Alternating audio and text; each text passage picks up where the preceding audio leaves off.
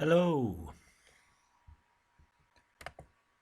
and welcome to this lesson on measures of central tendency and measures of dispersion, what we call descriptive statistics in psychology. I know some of you have already read ahead in the booklet, but I still want you to watch the video to the end so you can have a go at some exam questions. After you've watched the video, there will also be some assignments set on the Google Classroom for you to complete.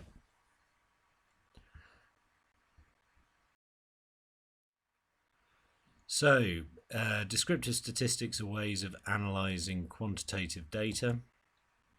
The measures of central tendency are ways to find out what tends to be in the centre of your data set, what we generally refer to as averages. Measures of dispersion help us work out how data is spread within our data set. Whether or not all the data in our set is quite similar or whether or not they're very, very different. Both of these are very, very useful for us to be able to describe our data, hence why we call them descriptive statistics. So by the end of this lesson, you need to know what the main measures of central tendency are, which are the mean, the median, and the mode. You should know this from your GCSE maths, and as well as the measures of dispersion of the range and standard deviation. And for these, you need to know what they are, how they're calculated, and what advantages and disadvantages they have over each other. This will also go well with our next lesson, where we're going to talk about types of data, or what we call levels of data. Okay, so when we're dealing with measures of central tendency, as I said, it's just another way of saying averages. You need to know the three that are the mean, the median, and the mode. And they tend to point towards a typical center point of your data. So we'll start with the mean. You should all know this. This is where you take all of the data in your data set, add them all up, and then divide them by the total number of scores. So in this example here, our data is, for example, 10 points. Say these are scores on a test. We got 5, 2 7s, a 9, a 10, 11, 12, 14, 15, and 17. That would give you a total of 107. Because there are 10 scores, you divide by 10, and that would give you a mean of 10.7. Means are quite often decimalized because of the way that they're generated. The mean is considered the best in many respects measure of central tendency because it uses every single score in your data set, which is good. So it represents every single value that you recorded. However, it is easily distorted by extreme values. So again, if we look at the same example, if we change the 17 at the top of our data set to a 98, someone scored extraordinarily high, the mean would become 18.8, which now doesn't represent the data at all, because that is now higher than 9 out of the 10 people got. So it just shows how easily distorted the mean can be, and we've got to be wary of that when choosing to use the mean. There are also some sets of data where the mean is not appropriate because you can't calculate a mean. More on that in a second. The median is the middle value within a data set. So again, using exactly the same data set as we just saw with the mean, same numbers. You've identified the halfway point. So that's easier if you have an odd number. If there are 9 values in your data set, then the 5th one would be exactly in the middle. Here we have 10 values, so in this case you take the 2 in the middle, which are the 10 and the 11, and you go halfway between those. So in this example, the median is 10.5. The real strength of the median is it's more likely to generate whole numbers and it's not affected by extreme scores. So in the same example as we just looked at with the mean, if we substitute 98 for 17, the median remains 10.5. It remains exactly the same. So therefore, it's better if you're worried that you've got extreme values that are going to upset your average. But it is considered to be less sensitive than the mean because an awful lot of scores are not included. You only really take the ones in the middle. You ignore all of these other scores. For example, the 98 there. And as a result, it doesn't really represent how everybody did in whatever you're measuring. The final measure of central tendency you need to know is the mode. The mode is measured by counting frequency, so you use the one that's most in your data set. It's considered quite a crude measure, but on some sets of data it's the only one we can use. So if we go back to our example that we've been using throughout, in this case the mode would be 7 because it's the only number that appears twice. But as you can see there, that is not at all representative of the data as a whole, as it is the second lowest score, so you're ignoring all of these other values.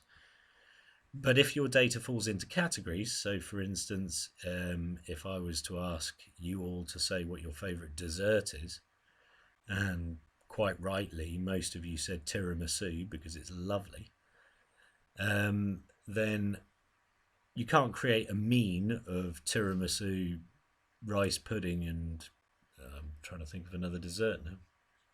Cheesecake. Thanks. You can only put them into their different categories and calculate the mode. So in some data sets, the mode is the only possible average that we can use. Otherwise, steer clear of it because it's not particularly representative. Okay, hopefully that's all very, very straightforward and you know all of that from GCSE maths anyway. It's very, very important to get your central tendency, your midpoint of your data, because that's more often how you're going to compare how one group does compared to another group on a psychological test. The other important thing you need to be able to describe your data is to get a measure of dispersion. So you need to know how your data is spread out within your data set. So for instance, you need to know, do all the scores cluster around a particular value, or are they massively different? That's going to tell you something really quite important about the values, the data that you've collected, and also probably about the reliability of whichever test you're using. So measures of dispersion, which is what we're moving on to, tells you how much variability there is within a data set. So in this example here, you can see two sets of data, both of which have a mean of 10. You have to trust me on that unless you want to calculate that yourself. But we can see actually the spread of the data is massively different. In the top example, all the scores achieved are between 8 and 12. In the second one, the scores are achieved are between 4 and 16. So we get much more variability in the second example, and we need to know that because it tells us how useful that data is likely to be. There are two main methods that we use as ways of calculating dispersion. The first of which is the range. The range is quite simply the difference between the highest and lowest score, and it's the most basic measure of dispersion that we use. It is calculated by subtracting the lowest score from the highest score, so really quite simple. And then more often than not, we add 1 to that, and I'll explain why in a second. So if we have a look at these are two classes and their scores on a particular test. In the first example, we can see the class got 2, 4, 7, 8, 12 and 14. In the second one, they got 10, 10, 10, 11, 12, 12. Anyway, before we move on, the range is without any a doubt easy peasy to calculate, providing you can minus a smaller number off a bigger number, but it doesn't take into account any dispersion within the data set, as we can see here. The one that we do use for that is standard deviation. It's much, much harder to calculate than the range, but it is a more accurate and sensitive measure of the spread of scores than the range. So what standard deviation does is it tells you how your values are spread around the mean. And unlike the range, it takes into account all of the data, and it's a much more powerful tool for telling you how a particular group has performed. Both standard deviation and range are liable to be skewed by a particular outlier. So if you've got a massively high or low score in your data set, it will affect both standard deviation and range, but standard deviation less so. Now, you don't need to calculate standard deviation in the exam. You just need to be able to interpret what a standard deviation score means. But I'm going to take you very, very quickly through how standard deviation is calculated. So for those of you who do maths, or those of you who are interested in maths, you get an idea of what it is. But it does take quite a while to calculate. That's why they won't ask you to do it in the exam, even if you have a calculator with a standard deviation button on it. So this is the equation for standard deviation. It looks more daunting than it actually is. Basically what you need to do is you take your scores that you have in your test and you minus the mean of all the scores from that. You square that and then you get a total. That's what this symbol here means. You then divide that by the number of values in your data set minus 1 and get the square root of that. Yeah, it is actually quite complicated when you look at it like that. But I'll give you an example. So imagine this is our data set, 5 participants. These are their scores. This is a test of aggression. So you can see participant 4, very aggressive there. Participant 3, not so much. First of all, you calculate the mean, so you add them all up, which gives you a total of 35. There are 5 values in the data set, so 35 divided by 5 is 7, so our mean is 7. And that's what that X with a little line above indicates. And then you subtract the mean from each score. So participant 1 got a score of 5. 5 minus 7 is minus 2. Blah, blah, blah, blah, blah, blah. You can see it there. Taking the mean off each individual score gives you a new column with score minus mean, and that deals with that part of the equation. You then would have to square that, and obviously that gets rid of all the minus values, so we end up with these scores of our squared deviations. The next stage would be to get a total of our squared deviation, which is 26. We then divide that by the number of people in our sample minus 1. There were 5 participants, minus 1 is 4, so 26 divided by 4 is 6.5. So we now have the total of that. We then just work out the square root of that.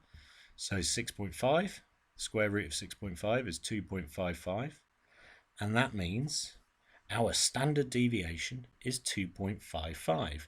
Most scores within our data set lie within 2.55 of the mean. So that's quite a range of scores, is what that is telling us.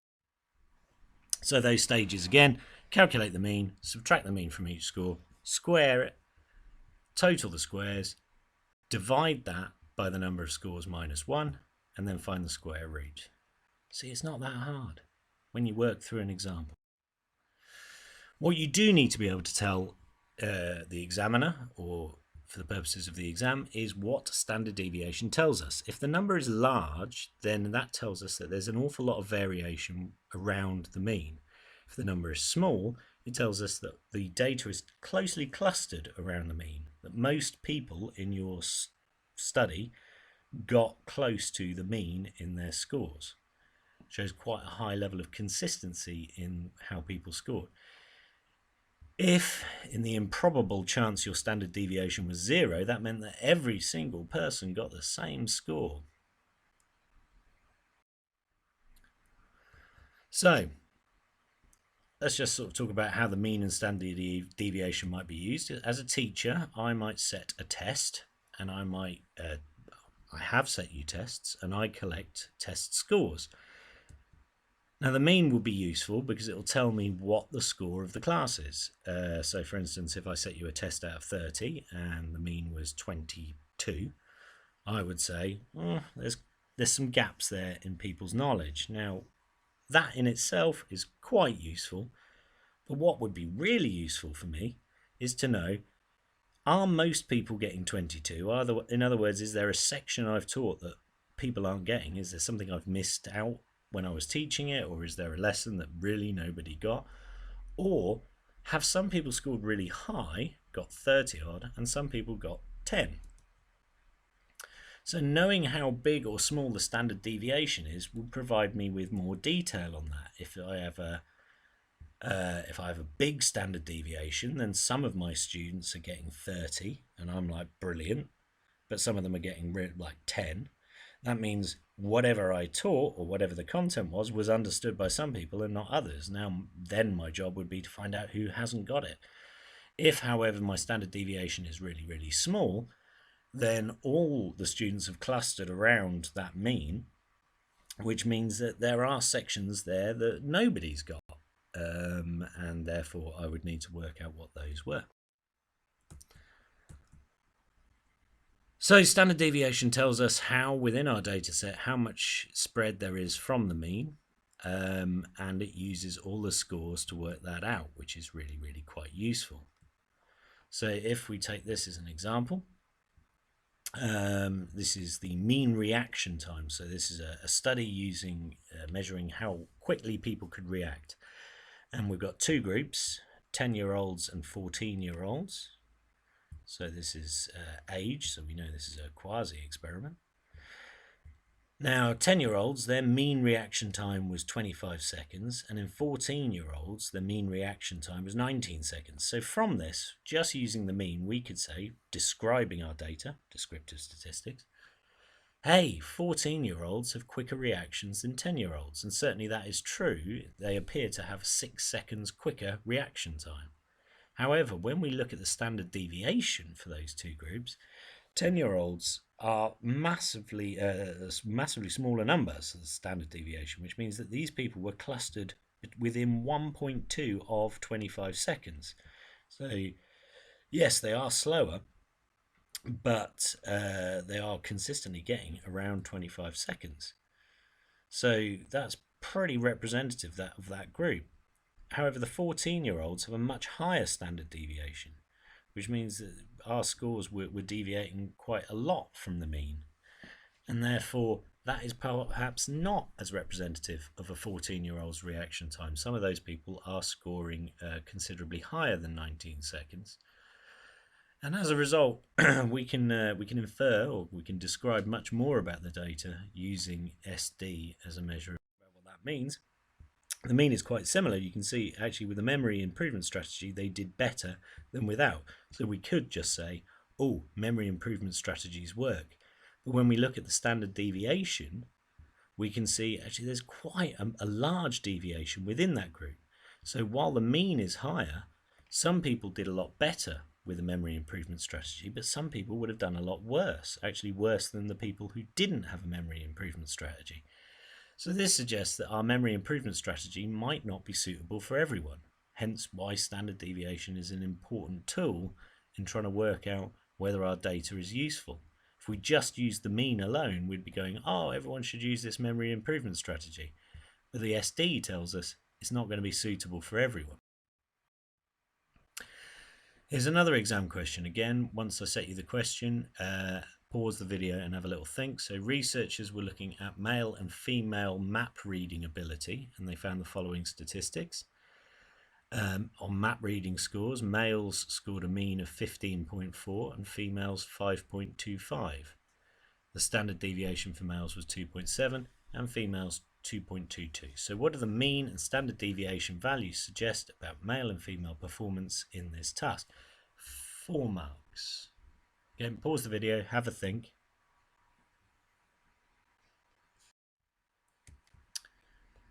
Go for the marks. You're going to get 2 marks for accurate comments about the means, which in this case is that basically males scored considerably higher than females, at 3 times larger would get you 1 mark. And this suggests that they're better at map reading than females, which would get you the 2nd mark. For the standard deviation, you need to say that they're quite similar, which means that the performances of males and females are quite similar on the task. Go back to this.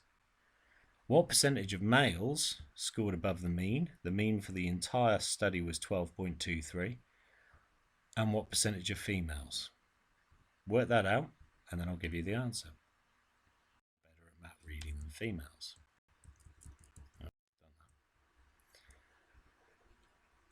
Which would be the follow-on question here. Comment on the performance of males and females in this study. It confirms the earlier suggestion that men are better at map reading than women. I'm not making a point here about gender, by the way. This was an actual exam question set by the exam board.